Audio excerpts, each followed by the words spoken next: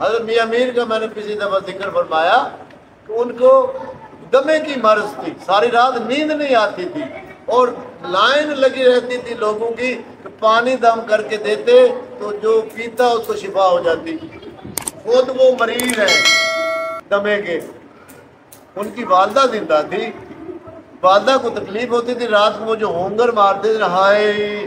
اللہ، تکلیف ہوتی تو اللہ ہو کا ذکر اللہ زبان سے نکلتا، ماں تڑپ جاتی بیٹے کی اس تکلیف کو دیکھتے ہوئے۔ حیرت کی بات ہے، سینکڑوں کا مجمع لائن لگا ہوا ہے، پانی پہ پھونک کر کے دیتے ہیں تو وہ ٹھیک ہو جاتے ہیں، بہت فقیر سارے رہتے ہیں، رات میں کھانستا رہتا ہے، اس کو تو دمے کی بیماری ہے۔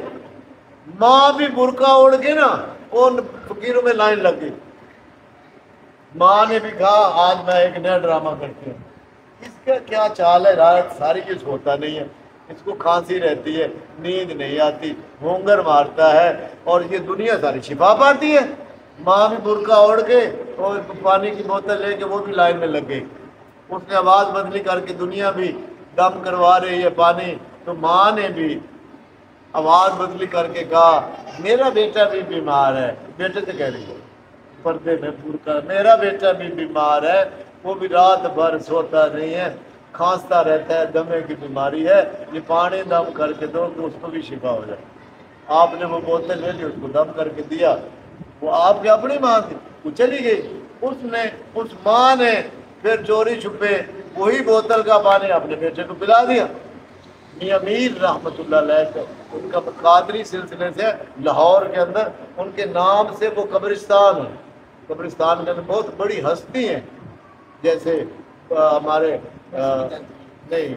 اپنے دادا صاحب کی ہستی مشہور ہے، ایسے میاں میر علیہ رحمت کی ہستی وہاں پہ لاہور میں موجود ہے۔ وہ کون تھا قبرستان ان کے نام سے؟ تو جب پانی پی لیا، ماں نے چوری پلایا، انہی سے دب کر کے انہیں کو پلایا، رات بھر نہیں کھانسے، سکون سے نیند کی، کوئی ہنگر کی آواز نہیں آئی۔ صبح نماز کے ٹائم پہ اماں آئی، اماں بڑی خوش، میرا بیٹا نہیں کھانسا، آج اس نے ہنگر نہیں ماری، رات بھر بڑے سکون سے سویا ہے۔ بیٹے کے پاس آئی تو بیٹا آنکھوں سے رو رہا ہے،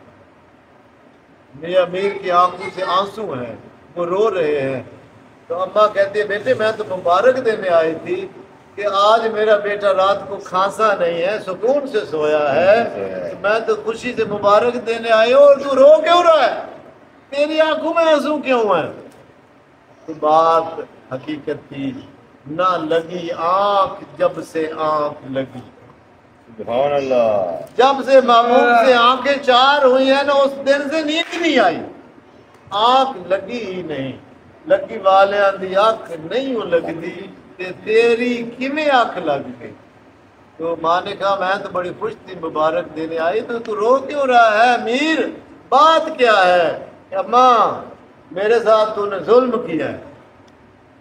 میرے ساتھ زیادتی کی ہے تو نے، اس لیے رو رہا، تو نے چوری چھپے میرے سے پانی دم کروایا ہے، میرے کو آ کے پلا گئی ہے، مجھے اس پانی سے میرے رب نے شفا سب کو دیتا ہے، میں نہیں دیتا۔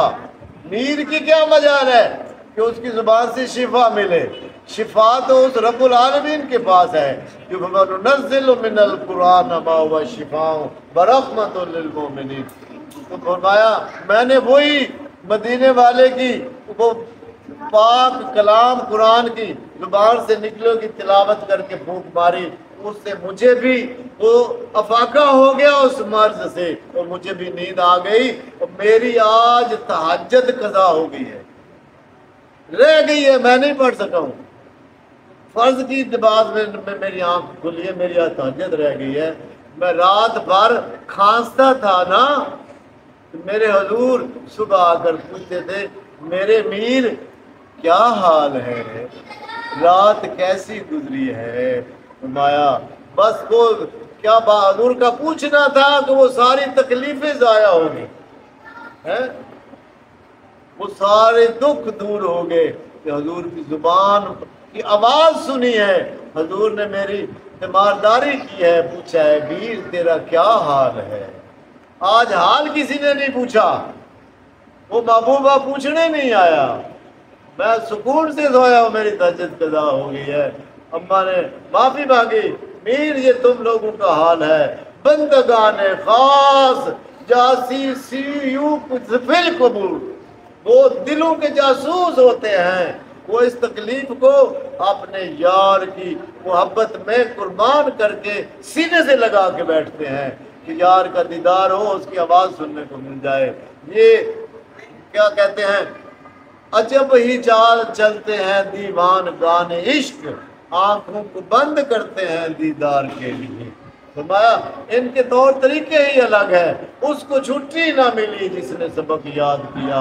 मकतब इश्क का दस्तूर निराला देखा, उसको छुट्टी ना मिली जिसने सबक याद किया। वहाँ पे तो दुनिया में जिसको सबक याद आ जाए उसको छुट्टी हो जाती है, घर भाग जाओ, तो इश्क के मुदर्रस के अंदर उसको छुट्टी नहीं दी जाती, उसको रख लिया जाता है अपने पास।